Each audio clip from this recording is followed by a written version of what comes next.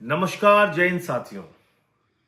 किसी को बख्शा नहीं जाएगा, दूध का दूध पानी का पानी हो जाएगा, कोई गुनहगार बचेगा नहीं। ये मेरे डायलॉग नहीं, उत्तर प्रदेश के मुख्यमंत्री योगी आदित्यनाथ जी के डायलॉग हैं।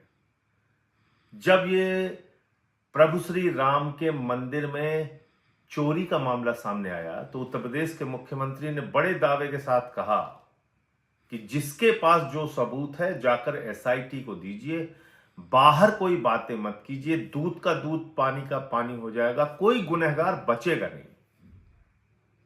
लेकिन आज मैंने अखबारों में खबर पढ़ी, उसमें लिखा है कि निर्माण कार्य की जांच एसआईटी नहीं करेगी, जमीनों में हुए घोटाले की जांच एसआईटी नहीं करेगी, और जो भी रिपोर्ट वो सरकार को सौंपेगी उसमें निर्माण कार्य से संबंधित और जमीन से संबंधित जांच नहीं होगी।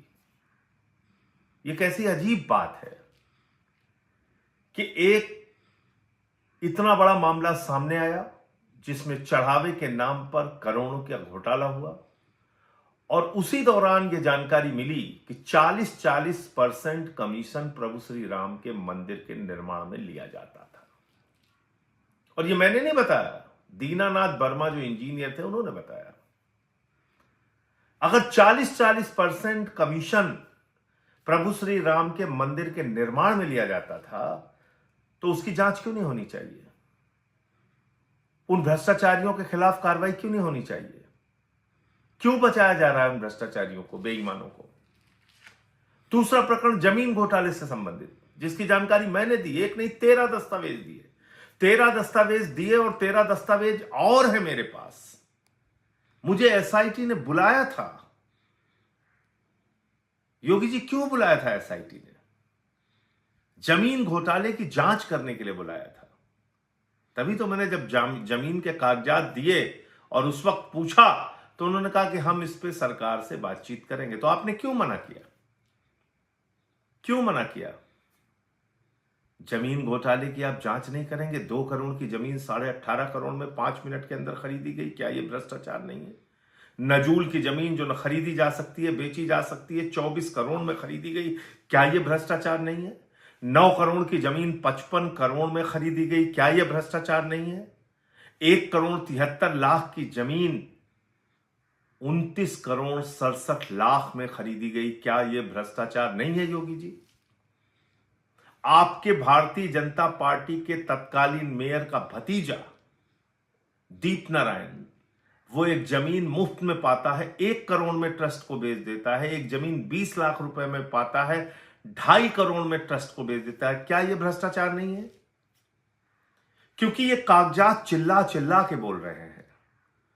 और अगर आप जमीनों के घोटाले को जांच के दायरे में लाएंगे तो आप जानते हैं चंपत राय नहीं बच सकता, अनिल मिश्रा नहीं बच सकता, भारतीय जनता पार्टी का पूर्व मेयर ऋषिकेश उपाध्याय नहीं बच सकता।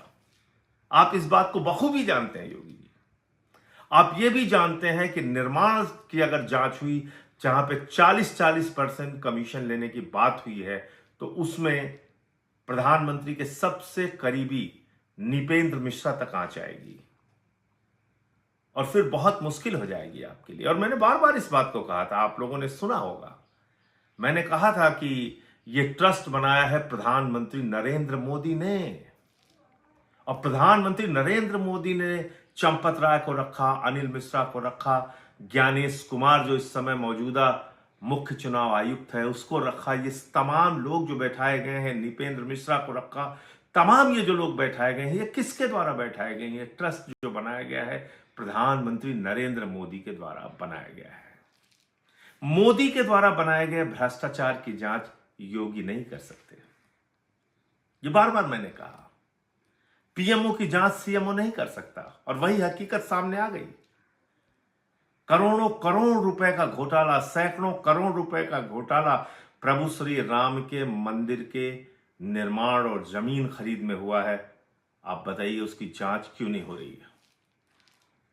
मैं इस देश के करोड़ों हिंदुओं से अपील करना चाहता हूं, राम भक्तों से अपील करना चाहता हूं, अपनी आवाज को बुलंद कीजिए। इन भ्रष्टाचारियों के खिलाफ सख्त से सख्त कार्रवाई होनी ही चाहिए। इन्होंने जय श्री राम का नारा लगा के प्रभु श्री राम को लूटने का काम किया है। जय हिंद।